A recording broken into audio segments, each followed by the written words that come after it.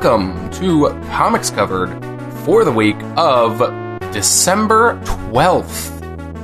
12th. Those numbers are 12. Weird. No, I insist, even in this case where the sounds sound wrong, saying 12th. I hate that. Is that it's like a VFTH? 12. I don't think there's an F. I think it's just, wait. It is F. I think it's just FTH. No, wait. I think I know. Yeah, you're right. But it is 12. Oh, yeah, it's LFTH is how you say 12th. Which, 12th. It's like wasps. Oh, God. This is episode 55. Crisps. Episode 55 here on Comics Covered. We talk about numbers and numerology. No, we talk about comics, comic books, the world around them, the industry, the movies, the TV, the games. We will also talk spoilers, but we will warn you about those when we remind ourselves to, because we forget sometimes.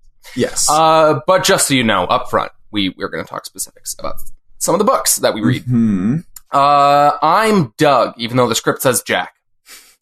Oh yeah, we should tell them I'm not hosting right now. Oh yeah, we pulled a small audible this week. I'm hosting again. Doug will host forever. No. Oh, I have assumed control. This is the first time someone has hosted twice in a row since the first 2 episodes. I don't think that's true. Okay, well, I feel like there were some miscellaneous ones that I insisted on hosting because I'm a control freak. Because you're a conceited bastard. Some like bonus ones or something weird like that. Do you ever think of the word boner when you hear the word bonus? No. But now you will. No. Okay. I'm Jack. I'm a newer... Did you actually say your name? Yeah, you did. I'm Jack. I'm a newer person in the comics realm. In the comics realm. The realm? The comics realm. Comics realm. I'm whelmed. But I'm having fun. I'm getting a lot more comics under my belt. So is Samantha, but she's not here with us this weekend. She had a lot of work, and we had a lot of books, so she was not able to read a lot. All right. But yeah. Fair. So we're us, and we're having fun, you know? We are us, and you are you, and we are we. Ooh, that's nice. Wow, Happy holidays, beautiful. Everyone. We're getting down to the wire. Right into the thick of it. You know, old Saint Nick is gonna come down your chimney and he's gonna fuck up all your shit. Oh, Jesus. Do you think Santa, do you think he gets real drunk, like, before he goes out and just gives out presents all night? Like, do you think you need to be sober to do that? I wouldn't think so, but remember, have you heard the song, Santa Got a DWI? I have. Oh, I mean, that's right there what happened, so... I mean, I don't know what you want. But who's going to pull... That's my question. My response to that is, who's pulling Santa over? He has to stop the house. So if the policemen see in the sky him weaving around and everything, they're going to go to the house and do it. They have quotas to get. You know what I mean? Christmas is a big day of the year. Okay, you're right. How horrible of me. You're terrible. Terrible. Santa, you deserve to be arrested. Oh God. Yeah. So, we're right in the thick of Christmas here. I've been trying to get my Christmas shopping done, but it is, I hate. It's been Christmas shopping week for you. Why don't you go online? I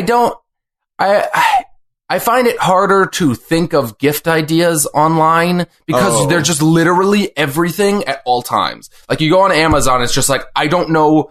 I have to go specifically to what I want because but I don't know what I want. Like, I can just go to the home goods section and look at stuff, which I guess is the same thing as like going to a mall, but there's something about going to a mall and seeing a specific item in front of me and like, I don't know. It helps me to think of ideas better. I guess I get what you mean. Like, you want to limit yourself. So, like, if you're just perusing around, you're like, oh, that'd be a cool thing. Let's just do that. Yeah, it's limiting in an arbitrary way that just like forces me to make decisions. You basically don't want to be actually thoughtful You want to be in a place next to something that would be a good gift by happenstance. No, I'm a very picky, like, gift giver. Like, I don't just want to give anything to anybody. Okay. As opposed to my girlfriend Leah, who sees the thing and goes, "Oh, this would be perfect for this person." And I'll be like, "You literally just walked into the mall, and that is the first thing you saw." Yeah, that's how you're supposed to do it, Doug, so it's not a bitch. No, but I want... No. It needs to be perfect. So you care too much, is what you're saying. I care too much. Wow, you'd be a great job interviewee. My biggest fault is that I care too much. I actually said that once. It's really terrible. Oh, God. Don't say that. Don't say that. It's the worst thing you could say in an interview. I might have said I'm too nice and I let things go too often. Or like you work too hard. No, I don't say that. No. I work hard, but I'm not going to say I work too hard because I won't get that expectation in there. Screw that. Mm-hmm. But Doug, make it easier on yourself. Don't spend too long, like, jacking yourself off about like what you're going to get me. Like, I know. I've spent so much time thinking of your gift and jacking off. Yes. Isn't that funny that it kind of is jacking off if you're thinking of me? No, it's not. You can use that terminology. It's not funny, and it's not what you said. Whenever I pop into your mind, just think, oh, right now I'm jacking off. That's crazy. It's like not even a pun. I don't understand what you're going for. But I'm saying that since my name can be used as a verb, you can use it in that sense. But why the off? I don't know. Like, I'm like fooling around. I'm jacking off right now. I'm thinking about, Sure, but no also at the same time. How have you been this week? You know what else is tough other than Christmas shopping? Driving without brakes. Do you not have brakes? So I have brakes now. I do. Was there a moment where you didn't have brakes and you maybe collided with something? No. I was never I didn't ever have a moment where I was going to hit something. My brakes apparently just were gone one day. And it happened so suddenly that I was like, okay, my brakes can't be just gone. I felt like it was rust or something that was making a noise. But no, I had metal scraping against metal, and it was not good. And I pay a lot. Yeah. But yeah, I didn't have brakes, and I got brakes yesterday. But now I do have brakes, so that's fun. Mm-hmm. The little brake gremlins got up in the chassis of your car, and they took them. It's really weird. I don't know. And I've very motivated now to drive, you know how to use low gear instead of brakes to slow down? I'm going to do that from now on. It's great. Well, is that a manual thing? Even if you have an automatic car, you should have a low gear setting that you probably never use. I don't even know that I knew that existed, to be completely honest. I'm pretty positive you have one. I would just see if on that little gear shift thing that puts you into park reverse neutral. Look on that and see if there's a 1, a 2, or an L or something, or some setting that you never use. That's probably your low gear. Wait, so what does it do? It okay, if you're going down a hill or you're in a hilly region or something, then you don't want to just lay on your brakes to slow down because that's going to ruin your brakes. But what you can do is you can put your car into a low gear so that it just doesn't the gravity doesn't speed it up as much and it keeps it slowed down.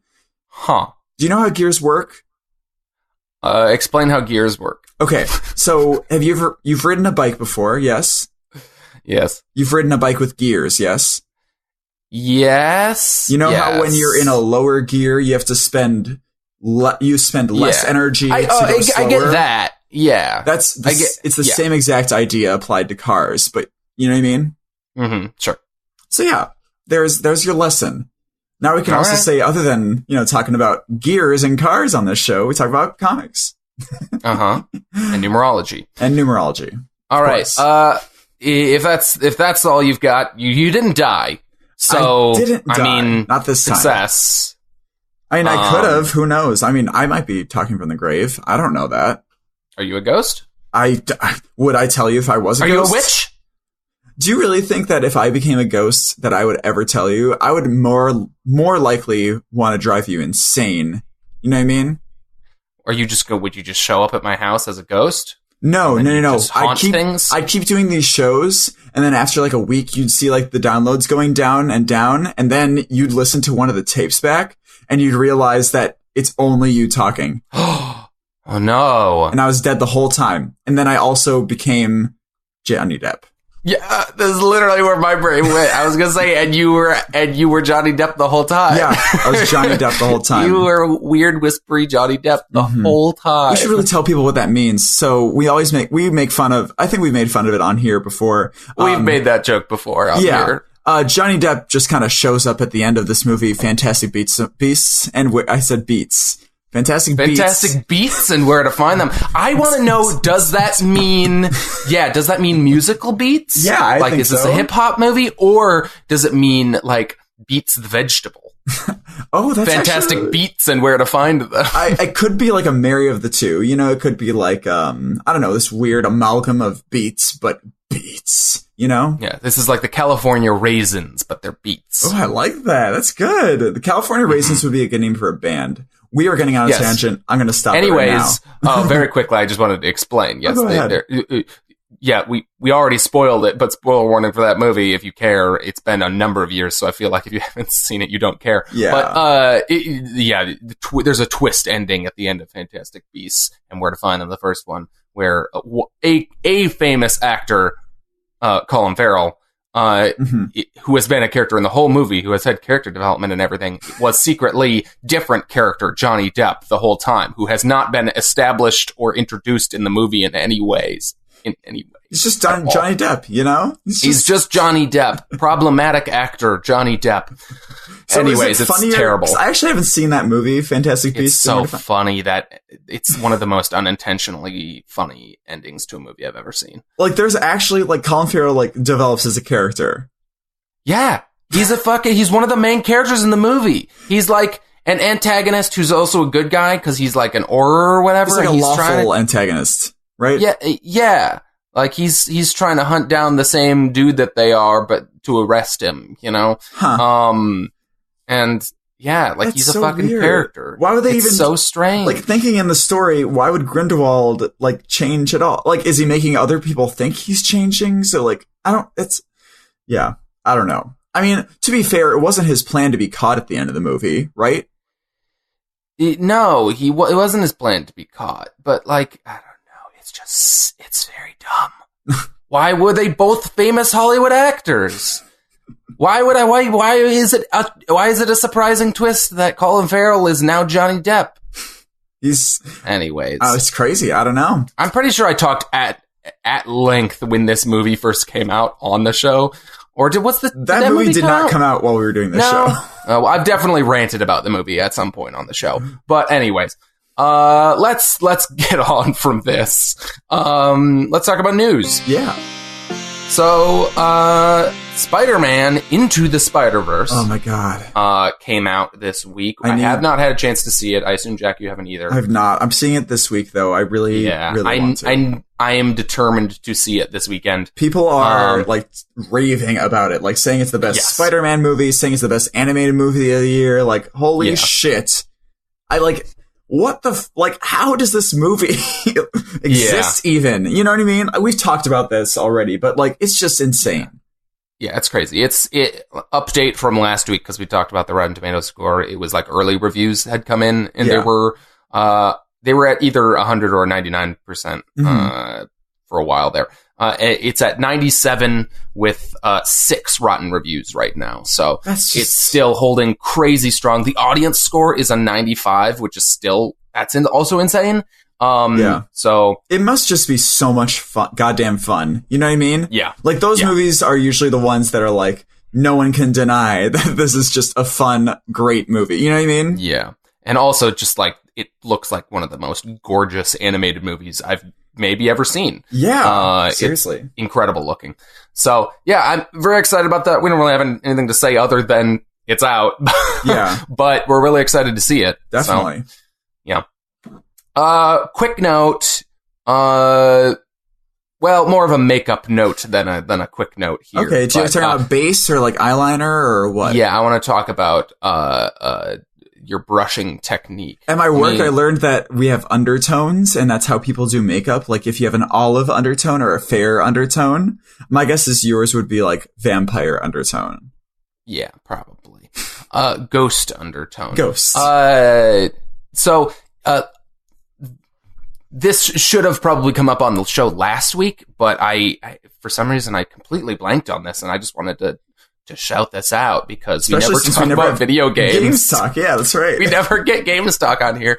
I don't know, because comics, games stuff, when a big game isn't coming out, is kind of few and far between. But the Game Awards happened on the 6th of this month. And it's like, whatever, it's an awards show. It means however much stock you put into that. But they also do like announcements, like an E3 press conference. That makes sense. It's weird. But anyways, so surprise announcement: Marvel Ultimate Alliance 3: The Black Order is coming out. The Black sometime Order? Next. Yes, like Thanos' Black Order. Like they are the antagonists. It seems like his like henchmen characters that you saw in Infinity War are a group that in the comics that is the antagonists of this game. And it is a Switch exclusive. I mean, it kind of makes sense though, right? So, it's like, I've never played Ultimate Alliance. I want to at some point, but it's like a top-down strategy sort of thing, right? It's strategy adjacent in that it's kind of like I don't know, it's almost like I don't know what an that RTS is. Or something where you're like like a real-time strategy game, like I don't know, StarCraft. But in that, like, you're controlling things in real time, and it's a top-down thing, but you're controlling individual characters. You're controlling like a squad, but you're like hot swapping to control each of them individually, and then the other ones are just AI that are controlling themselves. But yeah, it's an action thing more than a strategy thing, but it's somewhat strategy adjacent. But I really like those games. And this game didn't think it was going to happen for a long time. I didn't think it was going to happen. Yeah, I mean, they made 2. That was 10 years ago, it says in this article I'm looking at. And it was like, I think it did well, but I don't think it like set the world on fire. So them doing a 3 is kind of a surprise. I mean, what is it? It came out how long ago? 10 years ago, you said? I mean, what else happened 10 years ago? You know, it makes sense that they would do one when, you know, Marvel in the last 10 years has blown up. For sure. Yeah. So yeah, it sort of makes sense. And I think it'll be a really good Switch game. So, shame that it won't be going to other platforms, but pretty well though. Yeah. It looked, the little bits of footage they put out, like, made it look kind of like it was because the old ones were very much like top down pulled back camera. This looks a little bit more over the shoulder. But like, I assume you're still like, it's basically the same kind of like control scheme in that you're like, swapping between like a few different characters who are on your squad. Do you anticipate that they'll use motion controls in a good way for this? Cause maybe like if you're over the shoulder, you can like flick your wrist to change characters or something, which I think would be cool. I don't know. You don't like motion controls. I just find them distracting. If they let you, like there's some stuff like if you're playing like Mario Odyssey, you can't turn off some of the motion control things, and if you're playing it in handheld mode, you have to flick the whole console, and it's so annoying. Ugh, terrible. The Switch gets weird with motion controls because it has the handheld mode where you're like holding the screen, and they still require you to do some of that stuff. Can't you put it like on a table in front of you and have the? You can. I'd much rather hold the thing as a brick than use that flimsy little. I'm sitting in bed most of the time. I'm like playing in handheld mode, so I don't know. The kickstand is bad. and it barely stands up most of the time when you use it. And also, I just don't like holding I guess I could slot the Joy-Con controllers onto like the thing that makes them like a single item, and then use the screen separately. But like, that's like the least ideal way to play that. That's too bad. I'm sorry. Anyways. I don't know. I find motion controls in how people use them generally to be kind of needless. There you go. But anyways, I'm excited for that game. We're a little bit late on this bit of news, but because we're never going to talk about games. To talk a little bit about it because we hadn't talked about it. Yeah, and I am excited for that. I will definitely be picking that up whenever that comes out. I don't know if they gave a release date for it. I couldn't tell you. Does not say, as far as I can tell. We'll see. Updates on that as they come about. And maybe I'll play those games. Who knows? Yeah. It just says 2019. Okay. So, we got a bunch of new series announcements, comic series announcements. Well, a couple new announcements and one kind of leak. Which one's a leak? The Black Interesting. So... First one here, Chip Zdarsky and who is the artist? Mark Bagley are doing a series called Spider-Man Life Story. I'm so fucking excited. It sounds awesome. So cool.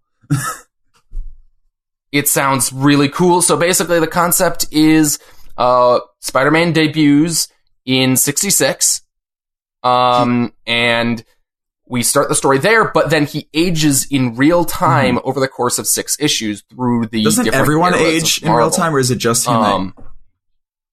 I think it's that everyone does, but like, but we're following Peter Parker. I mean, that must be how it works. That sounds like such a novel idea. Like, it makes sense. Like, why wouldn't we want to grow up with a character that's always been, young and see everyone reacting around it? Like, it just sounds like such a cool...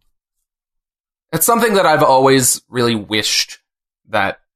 I've always really wished that superhero comics acknowledged the passage of time.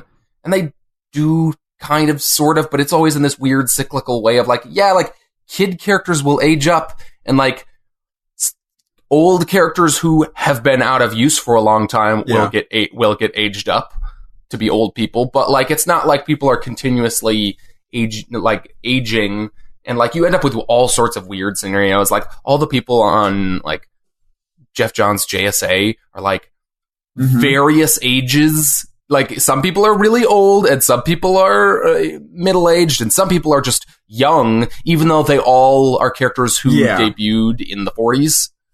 And it doesn't make any sense, and they point it out sometimes. Wait, is Jeff Johns' JSA, does that take place in, like, the modern day?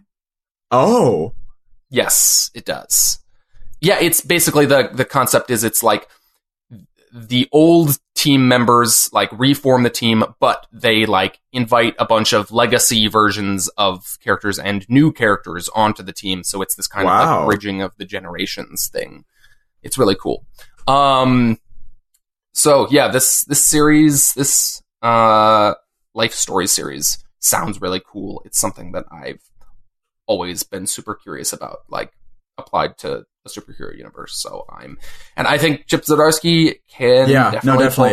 If he's shown anything with Marvel 2-in-1 specifically. Also, didn't he have a Spider-Man story already, like Spectacular Spider-Man? Yes, he wrote a book called Spectacular Spider-Man, which I am now wishing maybe should go back. At some point you'll just pick it up. Who knows? Because I feel like that was the book that like got him the gig on 2-in-1. So I'm wondering how much shared kind of like tonal DNA. I mean, I can understand. Like, I can see like the balance of humor and character development that he puts in Marvel 2-in-1. I can totally see that lending itself really well to Spider-Man in general. Like, he should do a long run on Spider-Man just straight up. Whatever. So yeah, that sounds great. Quick I'm not other sure about story this one. here. Yeah, I don't know. It feels like maybe a little too much too soon. Yeah. But So we're getting a new Cosmic Ghost Rider series. It's called, they've been teasing for a little bit, like, they were doing teasers on social media that was like who did this famous, who gave Spider-Man his costume back after he quit being Spider-Man, and like all sorts of like for their powers or something like that. Yeah, like stuff like that, like implying that some specific character was going to be involved in all these important events in Marvel history. So this is Cosmic Ghost Rider Destroys Marvel History, a 6-issue limited series. It's written by I don't know Paul who that is. Scheer. I try to look. He's a comedian. Yeah, I have. You Which watched one is The League? You definitely recognize him if you saw him. I don't watch The League. No, I'm not so asking character. I wouldn't know the character. What does he look like? I just know that. You want me to describe how this man looks? He's like he's balding and has like a buzzed head. He's got like a gap in his front 2 teeth. Okay. And a very round head. Does he look like, I think I know who he is. Yes, he has a little bit of a lisp, I know exactly. Like. He's basically the guy subtle. who everyone shits on in the league all the time. Okay, sure. I think from my description, you I think probably so. know. But that's interesting. That's weird. He's a comedian / like improv comedian. He does a lot of improv stuff. Comedy Bang Bang. Right? Have you ever seen the show? Yeah, he does a lot of Comedy Bang Bang stuff, and he was on a really, really good show called Human Giant, with Aziz Ansari and, who's the other guy? Okay. It's a great sketch show. Anyways, weird, because I'm not familiar if he's written any comics before, and then the writer of, according to this CBR article, Far Cry? I don't know which Far Cry. But I don't know. It says Far Cry writer Nick Giovanetti, and then I assume this is the artist Gerardo Sandoval. Yeah, I have no idea what to think of this. Like, it seems like they're just trying to do Deadpool kills the Marvel. Wasn't that a thing, right? Yep.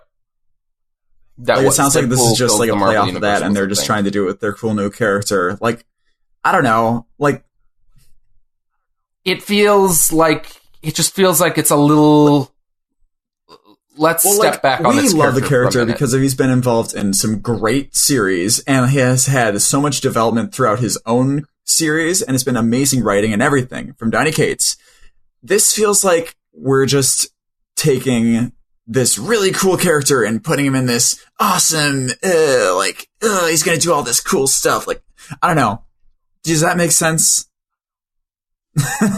It feels like edgy to no end a little bit, and it feels a little bit like you could easily slot Deadpool into this. And I am very concerned about the kind of impending Deadpoolification of Cosmic Ghost Rider that this seems I hope they don't imply. make him the same person. I don't want him to just be cosmically powerful Deadpool. That kind of same... Yeah, that same kind of just like self-aware joke character that Deadpool is. I don't know. We'll see what happens. I mean, I just wish they had Donny Cates writing everything Cosmic Ghost Rider for the first, for the time being. Yeah, I'm surprised they get, especially someone who doesn't write so soon. Comics. Yeah, like 2 people who say. Well, I guess the other guy they did give him some. Okay, he's written some other stuff. Some Deadpool stuff, and then a Guardians thing, or Deadpool thing. Maybe this is just something. Sorry about that. Maybe this is just going to be, one of those things that I don't read. We'll see. Maybe it is, Jack. Yeah, I'm curious. I might wait and hear how that one is before I try it. But other news that is kind of crazy and out there. This one is a report from Bleeding Cool that I'm looking at here.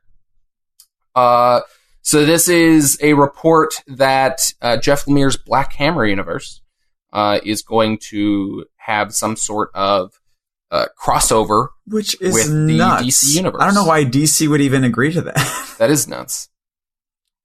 DC in the last few years has been doing a bunch of non-DC crossover stuff. If you look, they give a list of a bunch of them they've done in the last few years. Towards the end of this article, they've done like an Archie and Batman crossover, Wonder Woman and Bionic Woman. I know they have all that. Let's see.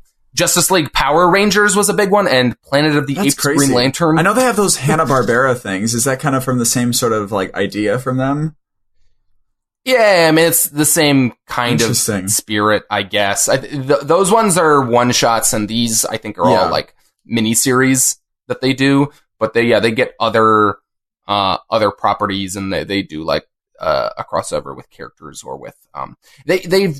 And this is like, it's not new for them either. They used to do, like before Wildstorm was a part of the DC universe, they used to do crossovers with them. They like, there've been like, I think there was what is the weird one that they did where it was like Hellboy and, Batman and someone else. I don't know. Yeah, it was a weird thing. It was Hellboy and Batman and That's Starman. Random. It's not even like, In any case.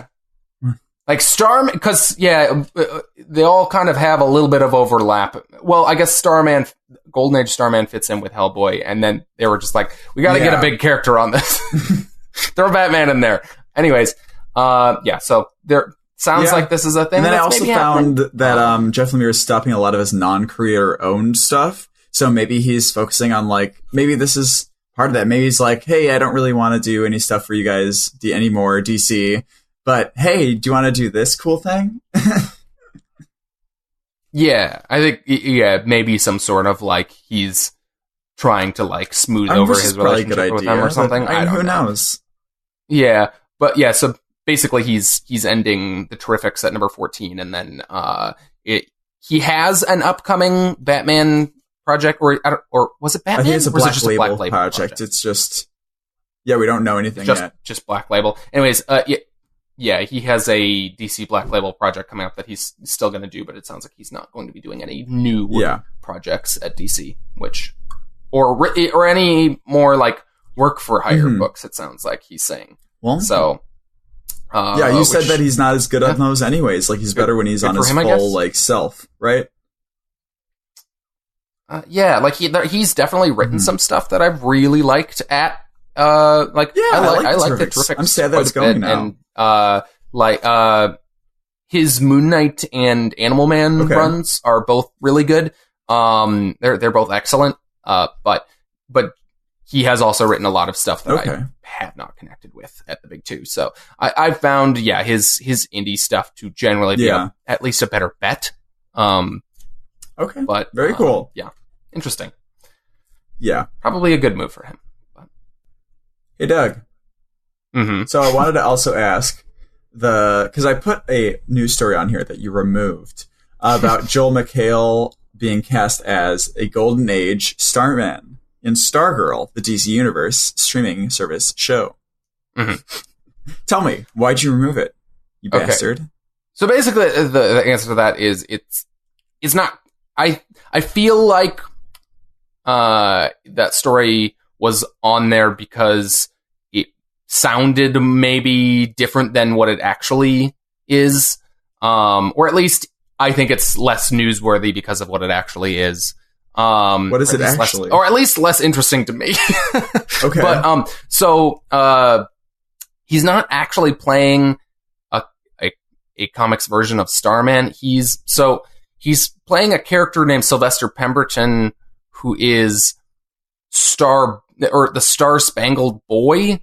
Oh. So Stargirl, the character that they're following in the show, is a character who in the comics was at one point a character named the Star Spangled Girl, and then I won't spoil how she becomes Stargirl because it's relevant to something you're reading. But it's not that important. But anyways, it is relevant. But so she was a legacy character from this guy Sylvester Pemberton, the Star Spangled Boy, who was a character from the from the 40s and shit. But so they are basically changing the whole thing so it's all just Starman and Stargirl. Okay. But they're keeping it that she's a legacy character from him. So he's Starman in this. Okay, but he's not like Starman as he is in the comics at all. I don't think so. I mean, we haven't seen any images or anything, but like, I assume he is going to be like the Star Spangled Boy, which is like he is in a blue costume with white stars and he has a levitation belt and stuff. Okay. Although they're probably giving her I would guess if they're calling her Stargirl, they're probably giving her the like staff, the cosmic rod. So maybe he has that. So it'll probably be a weird amalgam, I would guess. Okay. But it is interesting, but it's not any of the Knights or anything. You know, it's not Jack or Ted Knight. Or Ted Knight, yeah. Yeah. What's his brother's name again? David? David Knight. You're right. Yeah, that's it. Yeah. Okay. Well, that's all I wanted to ask. All right. Let's move on and let's talk about our weekly comics. We both read Avengers number 11, Detective Comics number 994. Got a little count up to 1,000. Excited. Justice League Dark number 6. Oh shit. Magic Order number 5. My store didn't give it to me. Oh, did you not read that? Bastards. Oh. Apparently not. Oh, you need to read that. Was it great? A big thing happens. It's the second to last issue of the entire... Oh, God. Okay, yeah, I'm going to go this weekend and get it. Fuck. Okay. Major turning point. Yeah. All right. Jesus. Okay. We also had Miles Morales Spider-Man number 1 by Saladin Ahmed and Javier Garron. Mm-hmm. We have Superman number 6, Outer Darkness number 2, and The Quantum Age number 5. All right. And I alone had Cemetery Beach number 4, which is being dropped. Yeah, you didn't like that one? Oblivion's Song. No. It's just, God damn it. I want to read, I'm reading a good Warren Ellis thing soon. Okay, I'm doing it. Go back and read The Authority. That's the one I want to do. I was telling Samantha about it the other day. Like, that's what I want to do because I already have Midnighter by Steve Orlando. So I got to read The Authority first, right? That's what you were saying? Yeah. Shrug. Okay, whatever. Yeah. I also had Oblivion Song number 10, which I haven't read yet, but I'm super excited for. You got to read it, Doug. I'm sorry to add more to your list. Skyward number 6. I think it's number 6 or 7 or 8 or 9. It's one of those. And The Bat Who Laughs. Number 1. Yeah. I also picked up Amazing Spider-Man number 11. Batman Annual number 3 by Tom Taylor and Otto Schmidt. We have Batman Damned number 2 here, which I'm probably not going to read anymore. Okay. Hellboy Winter Special 2018. And I thought you were reading this, but I guess it makes sense. You said you didn't want to read Cthulhuese because it was a spin-off of Sherlock Frankenstein, which sure. I mean, if you think that I can, but I feel like I'll get more from it, won't I? If I read Sherlock Frankenstein You'll get Evil first? The introduction of this character and kind of the... You know what? No, you should read that first because it does kind of give the backstory. They kind of recap it in this, but like, if you want like... I'd rather be exposed to it the way the writer intended. Yeah, you know what I mean? Yeah. If you're intending to read that at some point, go read that first. Yeah. I mean, should I intend to read it? I feel like I should. You should. Just to get everything in this universe. Yeah, you should read everything that has come out for Black Hammer. It's all great. But yeah, I just want to hear a quick. Actually, we'll give a spoiler warning first. Yep. Okay, spoiler warning. Okay. Okay, that was like a goat. Okay. Yeah, I know, right? Can we talk about Batman Damned really quickly? Just give me, because I want to hear. Because I've been seeing all week that, like, oh, this art is absolutely gorgeous. Like, there's this double-page spread of Gotham that I saw that's, like, beautiful and all this shit. It is. And then I also saw the writing is terrible. I don't think the writing is terrible. There's a lot of... One, I just want to agree, the art is... absolutely breathtaking in this book. It's so good. There are a number of pages. Well, just every fucking page is gorgeous. Except for these pages in the middle where we have a version of Etrigan, the demon. Yeah. Who is he's a rapper, cult leader. He's a rapper? He's a rapper. He's a hip-hop artist. And the reason he's rhyming, Jack, because he rhymes, is because he's a rapper. They say that in the thing? They don't say that directly, but that's definitely the idea here. Oh my god. He's up on a stage, he's got a mic. He's got a giant pentagram. Wait, he's on a stage with a mic? Why is he on a stage with a mic? Yeah. He's in like a club underground. What the Don't worry. Anyway, he's got sunglasses that look like they came directly out of 1992. A giant gold pentagram medallion. He's wearing like what would you call these? They're like jogging pants. Ew. And a wife beater. And then he's written, much like his sunglasses, like a hip-hop character from 1992. Oh, God. Why do you have to... That's just... It feels like such a, it's the most, have you read comics for the last 20 years, dude? Like, this is the most, sophomore level, let me reinvent this character for the modern age. Oh my god. I'll make him a rapper. That is... not that, rap is a part of the world and hip-hop is a part of the world. Yeah, I'm not saying you should ignore that, but it's just, it's not a good version of that. It's not, a version... It is a version of a rapper from, again, 20 years ago. Of a fictional rapper from, 20 years ago. I'm really glad it didn't read that. Anyways, that was dumb. And then, I don't know, I just don't really like the vision of his parents they're presenting here. And overall, I'm getting a little tired of the concept of this book seems to just be what if, but dark. Yeah. I mean, that's what I kind of got from the first one, honestly. And this one, I thought they were at least, I liked at least some of the, character stuff that they were doing with it. With Batman specifically, I liked some of that. And I was hopeful that it was just going to be more of that. And it wasn't really. There wasn't a ton of it. We got some flashbacks of him as a kid, but it was just look how shitty his parents are. Oh, jeez. And, I don't know. I don't need that. This is 2 of 3, so honestly, you should have more, I heard that the plot is meandering a little bit, too. It's not, a plot, really. No, I didn't know there was going to just be a third one. Fucking, these things are so expensive, though. Yeah. Man, I guess it's only $7. Maybe I should just read the third one just to see how it ends. I mean, it's up to you. Is there really, I heard that there wasn't that much of a big plot at all. It wasn't that... Yeah, there not really a whole lot happened other than he fought Rapper Etrigan. He fought Rapper Etrigan, and then he fought who he thought was the Joker at the end, who turned out to be Harley Quinn, and it's Harley Quinn, and that's it. Okay. They fought, and she becomes Johnny Depp. Has autopsy scars on her chest for some reason. Huh. And she tries to she doesn't get very far, but I think she tries to rape him. Oh, that's fun. She is opening her costume and unbuckling his belt and shit, and he's not into it. Oh. Ew. Okay. It's weird. Weird.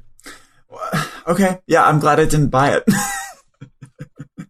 Yeah, I don't know. I have such a mixed relationship with it because it is just a joy to look at on the pages where horribly dumb shit isn't happening. But I know. What is it? I also heard John Constantine is just kind of whatever the whole time. He's not really a part of the story. It seemed like they were going to be investigating together, and they kind of are there together at the beginning, and you get more Constantine narration all throughout the book. Yeah. But he just kind of disappears after the first scene, and then it's just Batman investigating more. And then fighting Etrigan the Rapper. Yeah, that weird dead man. Yeah. Is in it way more than Constantine is. Okay. It's weird. Okay, well, I won't dwell any more on this. I'm glad I didn't get it. Yeah, I was on the fence about whether I wanted to talk about it or not, because it was worth a rant. I feel better now, but I'm glad. I don't know. Okay, let's talk about something a little bit better. This week we had a new creative team on Detective Comics. Yeah. Peter J. Tomasi, sorry, and Doug Monkey. I loved this. I loved Doug Monkey's art. I think he's a fantastic artist. And it's not even that he does like innovative stuff or anything. It just looks super like dynamic and dramatic. Well, I don't know. I wouldn't say, I would agree it's not innovative, but it's always very uniquely him. He has a very recognizable art style. Mm-hmm. And like, nobody else in comics draws quite like Doug Monkey does. And it's just, it fits really well with Batman. Yes. He has a great sense of drama. I really enjoyed this issue. Is this your first issue reading of Detective? I've never read Detective Comics before. You didn't try when in any of the recent shorter creative team runs after Tinian left? I was just going to go on this one because I thought this was the big deal going to 1,000. You know? Yeah. And also I knew I loved Doug Monkey, which I'm going to keep saying Monkey. And I wanted to give Peter Tomasi a chance because I know he was doing well on Superman beforehand. Yeah. But yeah, I'm interested to see I don't know who the fuck this lady is, this doctor lady. I was curious if you had heard of her before. It's Leslie Tompkins. She is Batman's doctor friend. Basically, who patched him up when Alfred can't? Kind of, but also she's just so she'll provide medical assistance. She runs a clinic, a free clinic, but also she's just a friend of Bruce Wayne in a philanthropic sense. Does she know that Bruce Wayne is Batman? I don't think so. Oh, no. She's talking to him on the phone. She's saying it's following me, Bruce. Oh, okay. So she does know. She knows. Okay. But anyways, she is one of the lesser used kind of inner circle of Batman kind of side characters. I've never ever seen her. And I've read a lot of Batman. I have seen, since starting to read Batman in comics, I have seen more of her than I have seen Lucius Fox, who I've seen maybe 2 or 3 times. He's not a big character. Yeah, I guess not. At least not in the modern age. So Leslie Tompkins. There you go. Leslie Tompkins. I'm glad I know. Was she in the last run of Detective Comics? Is she used in that realm a lot or no? I feel like she showed up in the Scott Snyder run that you read. Maybe Batman, she didn't. You mean? Maybe she didn't. Yeah. Maybe she showed up at some point and I was like, okay, this is some random bitch, you know? Maybe Harper Row, that's where Harper Row went to work. Except maybe that wasn't in that series. Maybe that was in Detective Comics. I don't remember. Anyways. Yeah, I would have loved to see more about Harper Row, by the way. Was she mostly in Detective Comics? She wasn't on the team, but she makes a bunch of appearances. She's friends with Stephanie Brown. Who is on the team. Yeah, I really like this. I think it's a cool idea to have this. I mean, I don't know what's going on, but I think it's a cool mystery that they've set up for him to try and do with a lot of cool elements. And I mean, I'm sure it's not going to end up being just Joker, but if it is, we'll do it. Oh God. Specifically what you said, that it's a mystery. It was my favorite part of this because, I mean, Detective Comics historically, kind of the thing that makes it different is that they are detective stories. And it wasn't that at all for Tinian's run. It was great for what it was. I really liked that book, but it wasn't Batman as a detective. It was just Batman stuff with other characters. The runs in between have kind of run the gamut. It seemed like the James Robinson little short run before this was going to be going back to detective stuff, but then it totally wasn't. So I just think it's really refreshing to have a Batman book that is that core integral part of Batman's character, that he is the world's greatest detective, and we're going to get a good mystery story. And it's really cool. And I am really intrigued Batman by it. working on this murder scene with Jim Gordon and him trying to have his inner monologue stop him from saying then they look exactly like Martha and Thomas Wayne. You know what I mean? Stuff like that. Like, I love, like, that sort of, like, tension. Like, oh, God, you know, is it... like, don't do that, you know? Yeah. So specifically what's happening in this book is two people, a man and a woman, are murdered and put in the aquarium, and basically they've been altered to look exactly like Thomas and Martha Wayne, from like their physical appearance to their clothing to like they've got like the ticket to the show that they went to, movie they were seeing. So it's like just to mess with, I assume, Bruce Wayne, unless this person knows who Batman is. But I mean, I gotta think that they must, right? Why would Bruce Wayne be involved in this? You know, I mean, what would they have to get? I mean, I guess we're gonna learn. Yeah. And then this second bit with the weird, I don't know what this weird tar monster thing is, but I have no idea. Something related to the Joker somehow. I don't think it's the Joker. It's got to be something. Oh yeah, I totally forgot about the cliffhanger. That's why the Joker came up. Yeah, I don't think it's the Joker. I think it's someone like, I don't know. It's something weird. Yeah, I did happen to notice. What? So they talked about plastic surgery. You haven't read Hush, have you? I have read Hush. Oh, you have read Hush. Yeah. So you know that Hush's deal is that, one, Thomas Elliot is a renowned plastic surgeon. Yeah. And his deal in that series, and kind of in general, is that Hush uses the gimmicks of other villains. Oh, yeah, that's right. Like, which, like, is kind of, you maybe wouldn't have thought that from Hush, the story, because it's just kind of like him using a bunch of red herrings to, like, make him think it was other villains. But that actually has become kind of like Hush's thing. Okay. That he uses other villains' gimmicks. That's pretty cool. I like that. But, so plastic surgery and a probable red herring about Joker gas makes me wonder if this is Hush. I would love that. You know, that would actually make sense, because apparently I heard from my coworkers that they're actually making a Hush animated movie. Interesting. I haven't liked many of the recent DC animated movies. I know, but that's just, like, I mean, and I told him, like, I liked Killing Joke too, but I'm not going to see that movie. That movie was terrible. So, yeah, I don't know. We'll see. Did I tell you I saw that movie in a theater?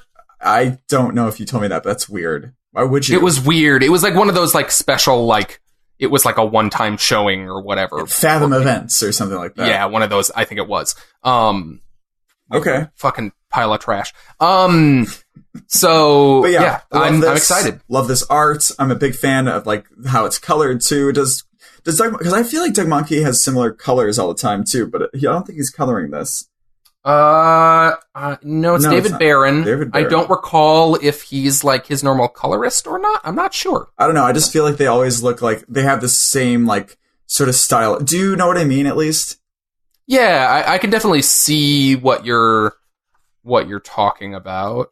I'm not sure if this is like the same colors he's had, or if they're just like vibing off the same kind of stuff in his art that other people have, or if it was directly inspired or what. But I gotcha. Okay, should we move on?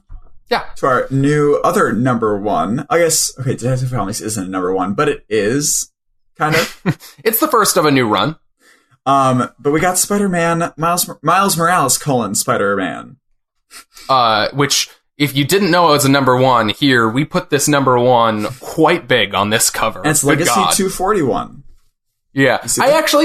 I've gone back and forth on whether or not I like the Legacy thing, but I actually think in the long run, it's probably a really good thing that they started doing this, and DC should probably take a note from this. I think it's a great idea, because it gives you what this is in terms of, like, the current story, and it also gives you, like, this is how much history you've had in this character if you want to know more. It's good for their marketing too, you know? It's also better, like, in this day and age when they're going to insist on continuing to reboot this stuff, like, in terms of, like, new number ones all the time. Yeah. Like, it's gotten really confusing. Like, you know, in Spider-Man number 2, which Spider-Man number 2? We've had like 10 of them in the last 5 years or whatever, you know? So you can be like, all right, well, this Spider-Man number 1 is number 241. Although does that mean, is that numbering now that I'm wondering about it. Is that taking into account the Ultimate Universe?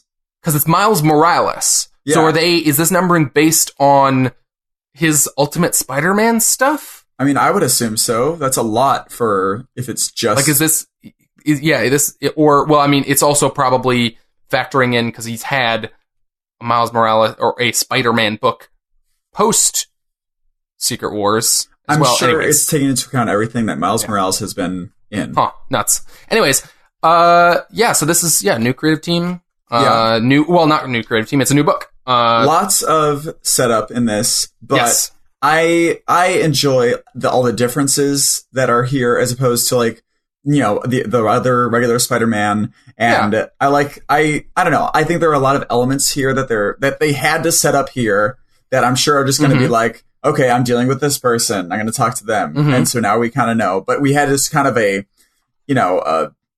crash course on his whole history and his whole status quo. Yeah, for sure. Was fine, but I don't know. It wasn't a good, I didn't enjoy like the issue as much, but I enjoyed like when it got to like kind of setting up what the story's going to be and like his interactions with Rhino, I think are fun. Yeah. I don't know. What'd you think? Yeah. Like other than the setup stuff, like you're talking about, I think that like, this was fun. I wasn't like amazed by it or anything. That's kind of generally been my experience with Saladin Ahmed's stuff. It's just like, it's well written. Like he writes very fun, quirky dialogue. I think that the kids in this like read like convincing modern teenagers. Yeah. I think that's hard to do, and they weren't annoying. Like that's a hard line to kind of toe. Yeah. Toe, yeah. Totally.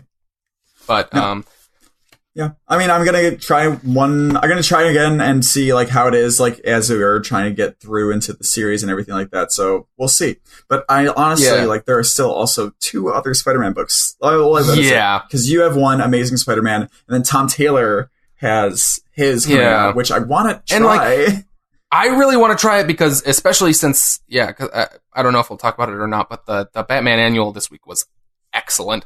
It was written by him, and I read it and I was like, he's writing stuff out there. I'm not reading it, and every time I try one of his books, I'm always like, this dude's really good. So I'm definitely going to try his new Spider-Man book. I feel I don't need multiple Peter Parker books, though, is the thing. And I really wanted to be bowled over by this because I really want to read a Miles book. Yeah. But it's that kind of classic problem of like the core original characters always end up getting the like A-list good talent. And like these other books are good. This is a good book, but like in a world in which there are so many good books, it's hard to get yourself to keep following the smaller characters with the smaller talent, even though I want that diversity of characters and stuff, Yeah, I totally understand what you mean. I mean, are you not even going to give this a number 2? I'm going to read the second issue for sure. I'm hoping. I just think with how it was like worked out, like how like much setup there was with it. Like I just feel like you need to do it. I don't know. Yeah, I feel like we're going to hit the ground running a little bit more in the second issue, which I think is needed. I'm a little skeptical about how some of this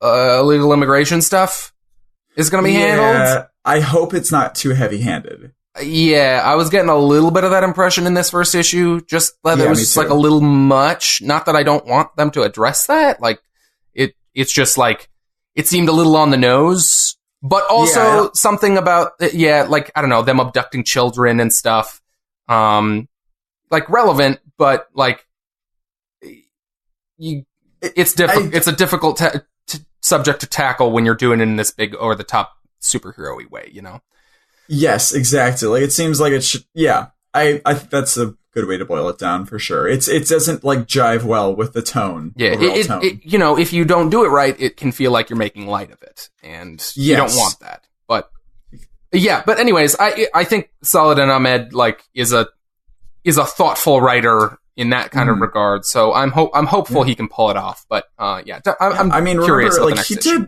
Remember he did Black Bolt, and that was not, like, silly and everything too. It's very it's very dramatic. Yeah. So yeah, we'll just see. I mean, yeah, I'm gonna give it a number 2, and we'll just see where we go from there, Mr. Miles. Cool. So do you want to talk about this other number 1 that I have? I have Jack. You read The Bat Who Laughs, number 1. I read The Bat Who Laughs, number 1. Yes. Just tell me. Do I need to tell you like everything? I want you to just tell me if I have to read it. Okay. Okay, so I really like it. Really love it. All right. Okay? The art is beautiful. I think it's an interesting story thus far. Okay. I think Batman is written well, just because, I mean, it's Scott Snyder writing Batman. He's great. I'm interested in everything. Then the ending happens. Oh. Can I just tell you? I'm so against this book. I feel like you need to tell me specifics or I'm not going to. Okay. So we start with like a chasing kind of thing, and like it's this whole thing, and it's a good chasing. And they're smuggling a body, and he opens it, and it's Bruce Wayne. Who's smuggling the body?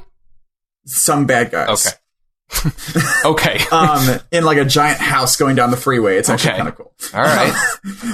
What is it? It's this whole thing where Alfred's directing it, whatever. Okay. So then they go to the morgue and they're like, okay, it's Bruce Wayne. He's whatever. And it turns out it's Bruce Wayne seemingly from another universe. Is it the weird Punisher one that they put out some stuff No, not about? the weird Punisher one. It's a dead Bruce Wayne from another universe where it looks like they're implying that it's a Bruce Wayne who stopped being Batman after Bane broke his back. Oh, shit. All right. And he settled down and got married and had a kid, and he has a tattoo of the kid's name on his shoulder. Yeah, so it's nice. It's cool. Like, I really like it. It's like the figuring out the mystery from the body kind of thing again. And then we have that preview. Did you read the preview? I think I glanced at it. It was the stuff where it was the scene where like the Punisher Batman was breaking out the Bat Who Laughs, correct? No, or Joker. Batman he was going to kill Joker. Was what it was. Well, yeah. Joker says, "Are you going to kill me?" And then Bat Who Laughs enters, and he's like, "No, but I am." And so then the Joker looks at him like, "No, wait, we can make a deal." And the Bat Who Laughs just puts an axe through his head. Holy shit! It's a decoy. Wait. It's not the real Joker. Oh. We learned that afterwards. Okay. So it seems kind of cheap, but I'm glad he's not dead. Then, close to the end now, sorry. We're in the Batcave, and Batman's like, okay, I'm going to need to work with the Joker because I need someone to do it. So Batman says he found some clue or whatever, and he tells Alfred to open the security of the Batcave. And then he's like, I don't really want to. He's like, do it. And then the Joker is revealed to have been laying in a pool of water, I guess, waiting to be let into the Batcave. Laying in a pool of water? I don't know. They show it like he's like slowly floating from like under the water, and then he gets up and he's looking all creepy getting out of the water like into the Batcave. Like he floated in like a river in the cave? Kind of, but it looks like he's coming from underwater. I don't know. It's kind of cool though. I like it. But then he points a gun at Batman. Isn't that how he got into the Batcave in Scott Snyder's run? I think so. Death of the Family or something, or one of those. I think it's or Endgame? I think it's a nod. Anyways, it's a nod to that or something. Because he swam in like an underground river or something. I don't remember. Yeah, something like that. I do believe it's that sort of idea. Yeah. But then Joker points a gun at Batman and says, what is it? He says, I don't want to be safe, old friend, and you don't either. He points a gun at Batman, so you think he's going to shoot him. And he's like, what are you doing, Joker? We need to work together. But then it's a joke gun that ends up shooting the Joker instead. What? A trick gun. So, and the Joker then, as Batman runs over to him, be like, what the fuck did you do? The Joker smiles at him. And before, earlier in the story, they mentioned, whoever kills the Joker, I've theorized, that is going to become the Joker because he has like the toxin in his heart or whatever like that. Have you ever heard this before? Is this a new thing? I don't know this. Okay. So I guess he's like always thought that the Joker is the Joker because he has toxin constantly infecting his heart, this super Joker toxin thing. Okay. So whoever kills the Joker, that toxin is going to be released on them and they're going to become the next Joker. So when the Joker has this gun and he shoots himself and Batman is around him, like looking at him, Joker's like, the only way you can beat him is to become him. So then the last page is the Batman laughing with red eyes and a white face and as the Joker.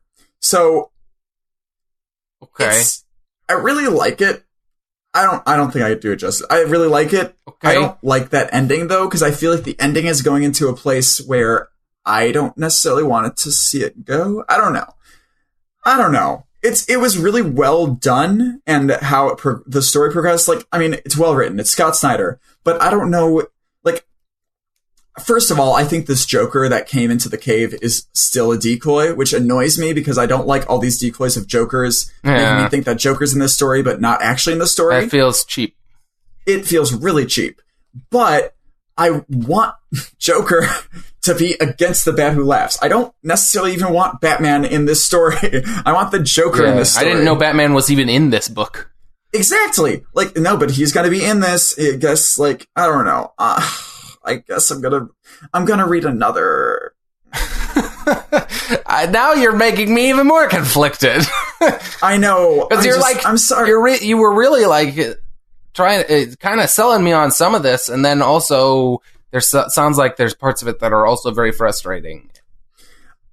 Yeah, I mean, I'm just trying to give you what I think. Like, I really, really like everything about it, except like kind of where it's going. I just don't know. Like, I like the mystery that they set up. I think it's cool that we didn't get a lot of Bat Who Laughs in this at all, which you might like more. It's like he has one line and that's all right. I mean, I assume we'll get more as the book progresses. It's literally named after him, but yeah. So I don't know what's going down. I'm gonna do another one because I'm interested in the mystery and I'm interested to see more Joker because I think that there's gonna be more Joker. I hope this isn't.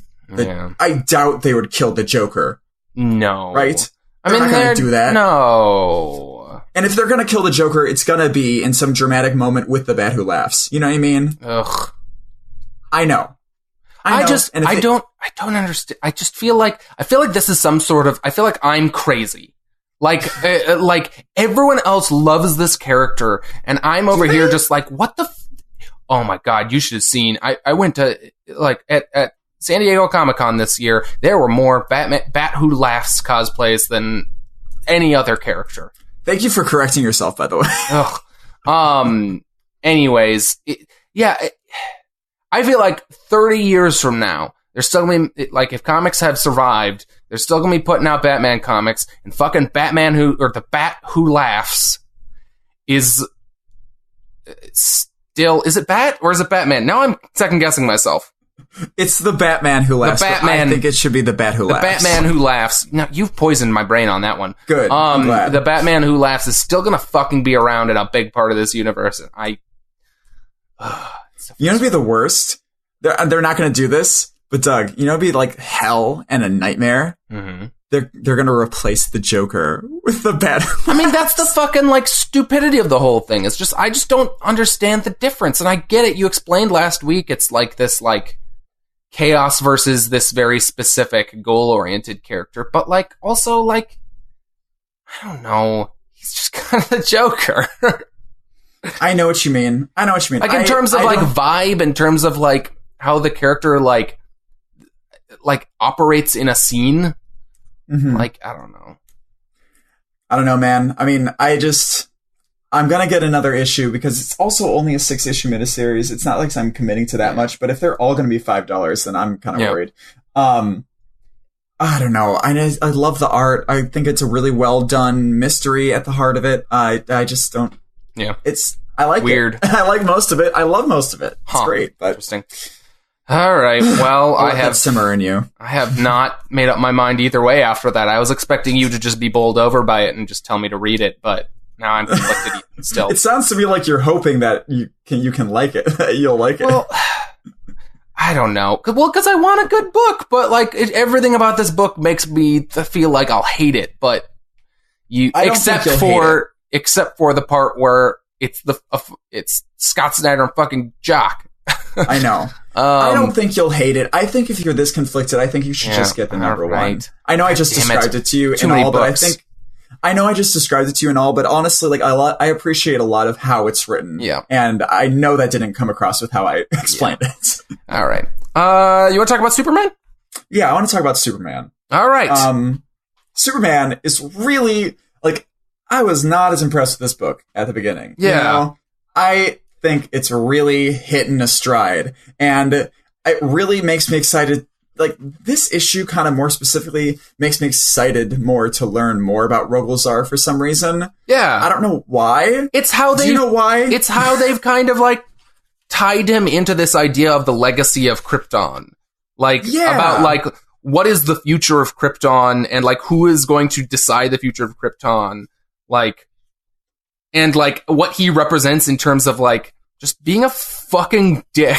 like Superman represents this optimistic ideal of what Krypton could be, and I'm not entirely sure yet what Bendis's vision for like how Zod fits into this, but I'm assuming it's a more like nationalist, maybe kind of. I'm still kind of parsing it out because we haven't gotten a lot of character stuff with Zod yet, other than the little vision he had. But like, probably more like militarist, like Krypton first kind of stuff. I don't know. Not sure. But like, that seems to be core to this idea, is the different visions these people have and how absolutely atrocious, like how much basically Rogolzar just shits on all that.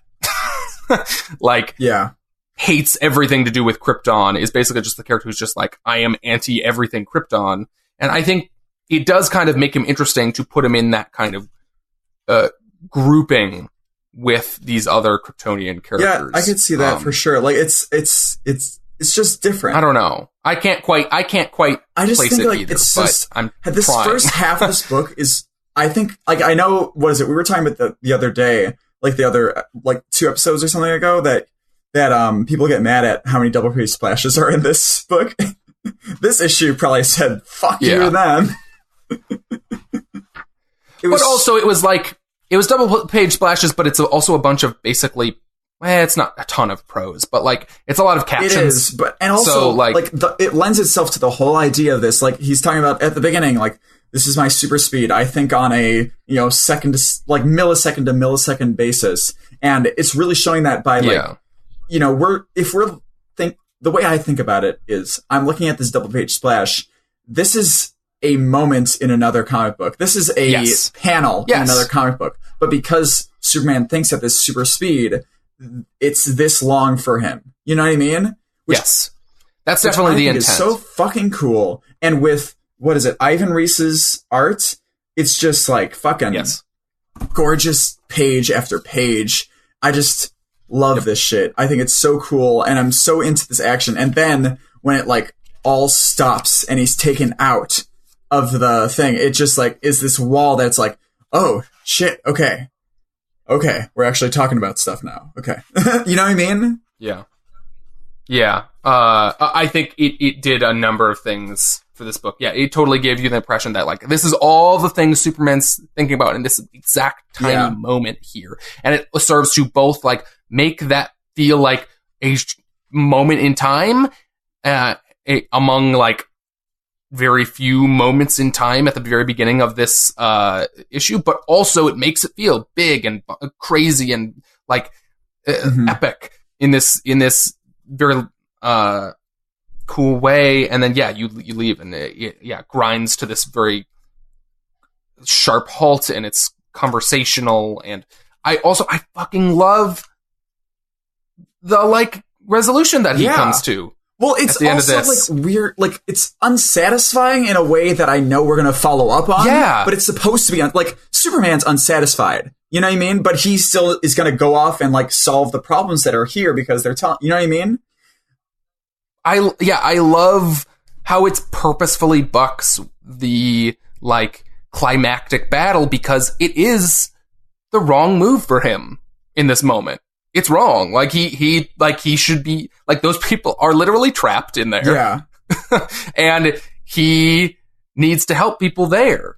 And like the only thing that would make him go back is this like thirst for vengeance. But also which like isn't also Superman. Zod, you know what I mean? Like Zod is helping him and maybe he wants to like help Zod, but like that's also tough too because he's also a dictator. You know what I mean? Like he's been evil before. Yeah. Like also, how much you want to bet Adam Strange tries to go in? And I think so because it seems like he knows who Rogolzar is.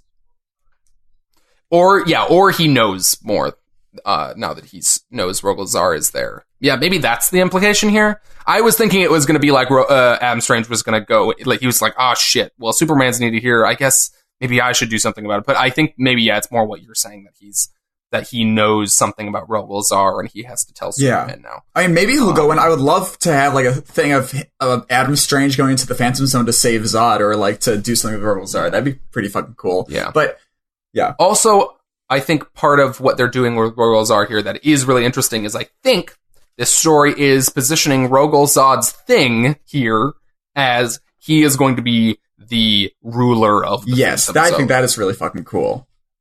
I think that's a really cool gimmick, like a really cool like bit for a Superman villain that we haven't seen before. Yeah. So,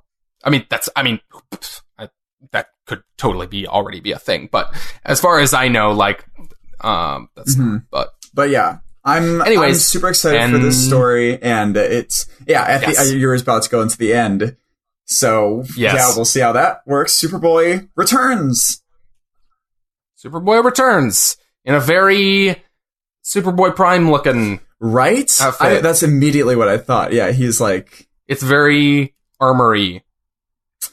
I mean, he was just with Jor-El. Like, I can see why, but like, he doesn't look evil. No, like the covers and previews and stuff, or I guess more the covers, just like this cover in the next issue, really making it seem like they're making Superboy evil. I hope that's just a red herring. I think it must. But the cover of the next issue is them fighting, isn't it? I think it is. I don't know. Maybe, but they could also be like sparring. Like, I didn't look at the cover, but they could be maybe that's what it is. I want to see what you've learned from my dad. You know what I mean? I hope those are red herrings. Those covers. I don't know, because this end totally does make it seem like he's just back. Yeah, he's just drawn, which I think is great if that's what they're gonna do. I hope he's not evil. Yeah, because then we could. I mean, I don't. Oh, sorry. I have faith that I don't think he's gonna be evil in the long run, but I hope that we don't even have that little moment. But anyways. Yeah, I don't know. We'll see. I'm so happy that this series has kind of turned around. Like, there's such a difference to me between like the action that's happening in this issue and the one that was happening in like 2 issues ago, or like issues 3 and 4. I think were the main perpetrators. I don't know. Yeah, I'm super pumped. Yeah, I've enjoyed this series. I think generally a bit more than you have, but like I do agree. Like this issue was like a cut above a lot of the recent issues of this series. Yeah. But I absolutely love this book. I think it's fantastic. Yeah. But cool. All right. Cool. Any other miscellaneous books you want to talk about? Yeah, let's talk about Avengers just really quickly. Are you dropping it? I don't think so. I'm gonna do more. I think I'm gonna read another one. It's still kind of on that edge a little bit, but it was better. I liked this one because I like them talking about the diplomatic talks. I think I texted you this week to be like, I want to get some political intrigue in this bitch, you know? Yeah, it was better. Like it had more going on a character level, that kind of. I don't know how much I liked the Phil Coulson stuff. Yeah, I don't know what that shit is. I don't know who that was. I don't know why they didn't reveal who he was talking. Yeah, they never revealed who the fuck he was talking to. He's dead. And he shot him. Like, I don't fucking know, but I don't know what any of that was for. Why is Phil Coulson evil? Because he died and he came back to life, and to put things in perspective, that's why. Okay. It's just such a weird thing. But I really like how all the super teams like work together in that table meeting with the bear guy. Yeah. Like, I thought that was great. I I think it's nice to see Thor and She-Hulk together. I think that's cute. I don't know. It's fun. Yeah. Yeah, I liked what they did with that, where he, like, it was like she was afraid that he only wanted to go out with She-Hulk, with, like, the Hulk, but he, like, the whole reason was that, like, he is attracted to the Hulk, and he wants to get to know the woman, and I thought that was nice. I liked a bunch of stuff in this, but it still is, like, not quite all what I would want. Yeah, I mean, I feel like it's just going to be issue after issue, and then one time it's going to be like, okay, no fucking more. But then that's the issue that shit's going to go down. Yeah, that's sometimes you get trapped in that loop with a book, and, like, maybe I'd be better off just dropping the book, but I keep just holding on to hope, because I like Jason Aaron as a writer. I know you haven't read anything by him, but I have read books by him that I've really enjoyed. And I want to like this book, but it's I know what you mean. But then I just want to keep talking about how you need to read Oblivion Song and how you need to read Skyward. All right, is Oblivion Song that great? It is that great. It's really, really great. If anything, I could actually, when I'm in Minnesota next, I could lend you the first book, maybe, and then maybe you can read that and get a little taste. Because I have the first volume, and then I have, like, I've been doing the trades after that. But it really is, like, it's very, very, very, very good. Like, imagine if, like, Black Science mixed with Walking Dead. Huh. Interesting. Do you know the premise at all?